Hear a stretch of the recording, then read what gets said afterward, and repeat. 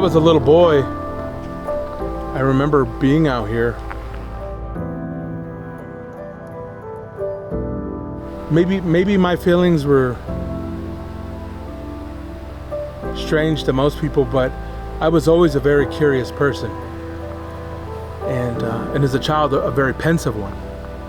And I always had a lot of questions. I always wanted to know, why do we function the way we function? Why do we live the way we live? Why do we live where we live? And I think the thing about Nevada that I really love about being a native of Nevada is that our communities up here are all really close together, and we're all with each other, and we're all connected and close to each other. And so today I really wanted to be out here to just kind of be by the water, be away from people,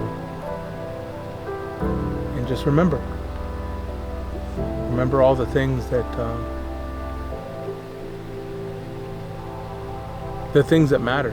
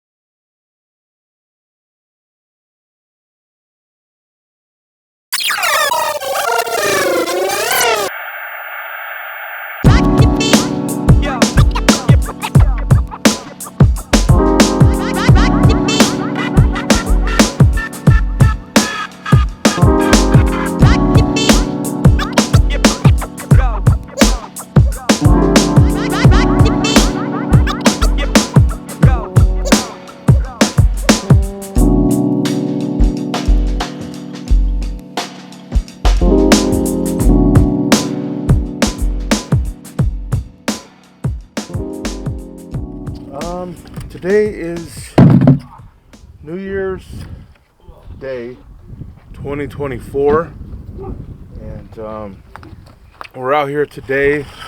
We're out on the Hungry Valley Indian Reservation, just outside the city of Reno, the reservation where I grew up. And we are out here today to start a fire. And the reason we're starting the fire is for a memorial. So 23 years ago today, my little brother, Russell Vernon Melendez, he died on this day. And so in our communities, when people die, we either remember them, pray with them, honor them, or we just forget about them. And that's kind of the sad part. And so because of the holiday attached to it, it makes it nearly impossible for us to forget about him, because here we are.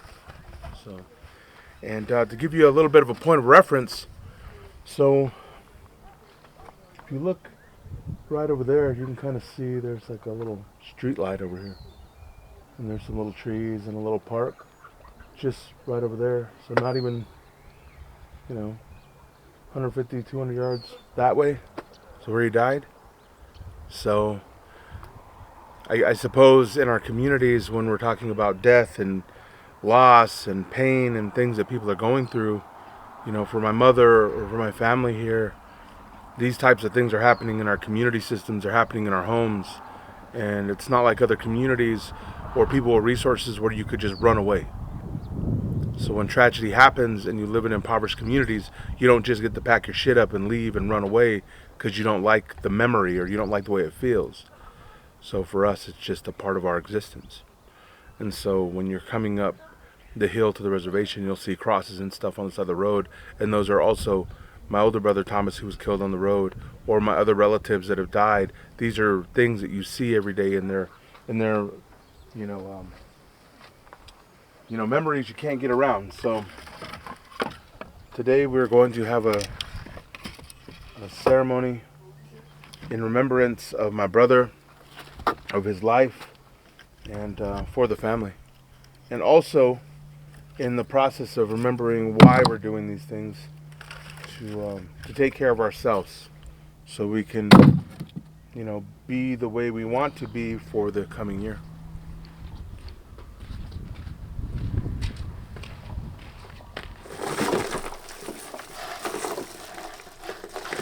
For understanding, when we started doing these things as young people, our community didn't like any of the stuff we were doing. And to be fair, a lot of the people in our community still don't like any of the stuff we're doing. They didn't like how we prayed. They didn't like how we dressed. They didn't like how we talked. They didn't like anything about what we did. And when we were young kids growing up in the city, being tribal people, we were also talking about, the way in which we understood the world growing up in the 80s and the 90s. There was a lot of other things going on in our communities that our people didn't really like. Because we grew up in that time where people had to do the work. Nobody had given you anything. Nobody gave us things. So you had to kick up dust. You had to kick up your own dust. Yep. Just like when you grew up in our neighborhoods, in the city and everything else, whoever you were going to be, if you were going to be gangbanging or you were going to be macking or stacking or rapping or slinging dope or whatever it was you were going to be, that was things you had to do and you had to put in the work.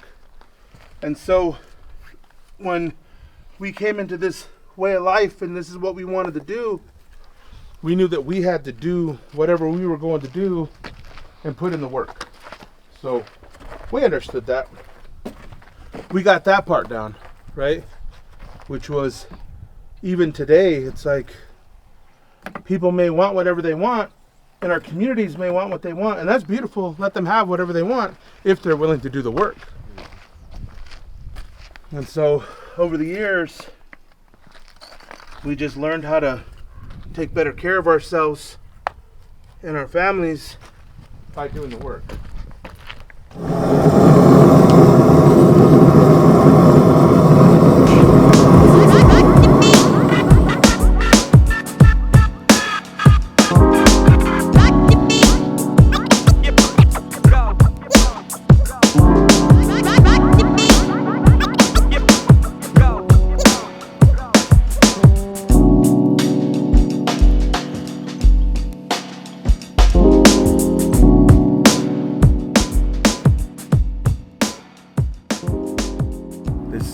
This part of like the ceremony, this part of the preparation before people even get here is probably the part that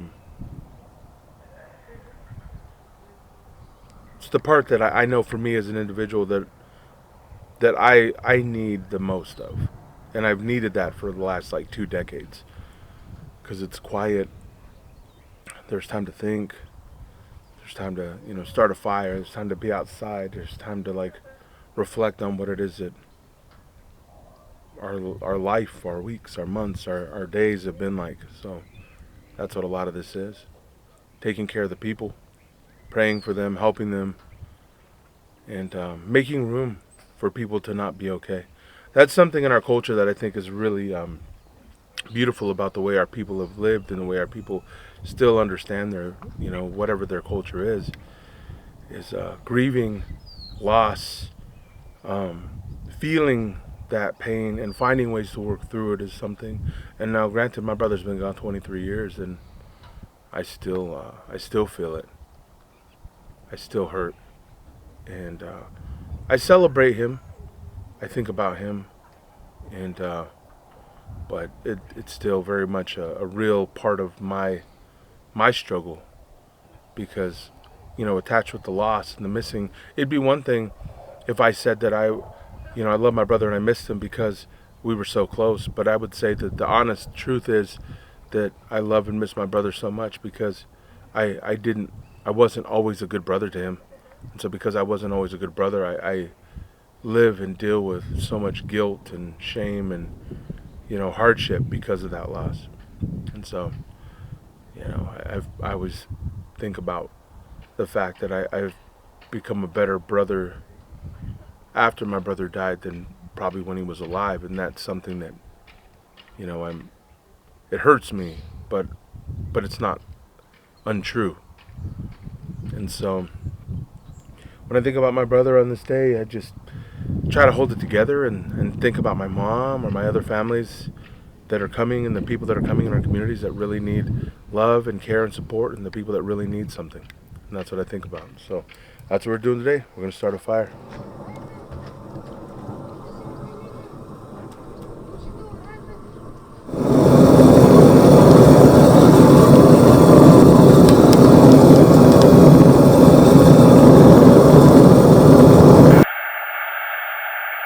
So why can't we show anybody any more of what we were doing out there?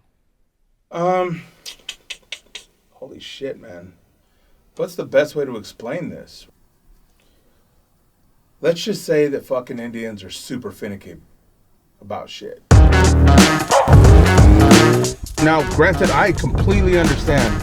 How people feel about that. I completely understand that there are things that people hold sacred, and they hold it to a high degree, and I fucking understand. Don't get me wrong, man. I'm not trying to disregard or fucking disrespect anybody's shit.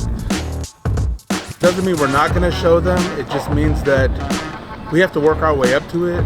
I think when we're dealing with these types of things, we know we're dealing with language and culture and custom and ritual, traditions, things like that. So for us to be respectful of what people are doing, we're trying to show whatever we can do in the beginning. Tribal people, what they've done is they've created such a belief around things, maybe they're held so high that the people themselves will never be able to obtain something. Right now, for the time being, we're kind of making our way through it, but eventually what I do believe is that we are going to use our platform more for education, and therefore we have to show some things so that way our people can understand shit. A lot of indigenous people are people that are kind of learning and, exploring that part of their identity. Maybe they're having these conjectures, or they're having thoughts about their identity, and they're by themselves, or they're in their communities and they don't have resources. There's going to be a lot of things that we're going to go into that a lot of people aren't going to fucking like. That's why the show, right? That's why this show is called Not That Indian, right? Mainly because if not us, then nobody. If we don't fucking kind of go into those things and talk about them and love them and respect them and not be afraid to live with it, it's all done in fucking secret, man. What the fuck you think this is? Fucking 1910 and shit? Or not? We're beyond that, man. So if you're sensitive, you don't want to see shit, you don't want, you gotta fucking feel funny about this shit, don't watch this shit. Fucking don't watch this shit. It's all good. Go find anything else to do with your time. Turn your shit off, go watch something else. Go fucking beat something, I don't care. I think we really put a lot of energy into being authentic when it comes to ourselves and the work. The vast majority of Native people who are out there living their lives and doing shit, man, they're everyday fucking people, man. They're trying to live every day. They're taking care of shit. So I think that if people are looking for things, they're gonna find that there's a beautiful community of people. There's information. You don't have to be afraid. People will look at the work that we're doing and they'll know that there's options. It's not absolute. It's not the end all be all of anything, but it's a beautiful start. It's a beautiful place to go to find information, and I think that's what we're doing.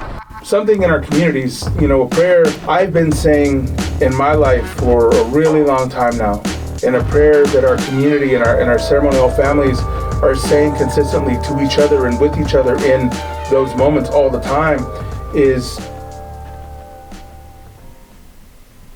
Grandfather, Grandmother, Creator, Maker of all things, let the people that need to find us, and let the people that don't need to find us, never let them find us. So if we're meant to be with each other, we will. If we're not, have a beautiful life. See you later.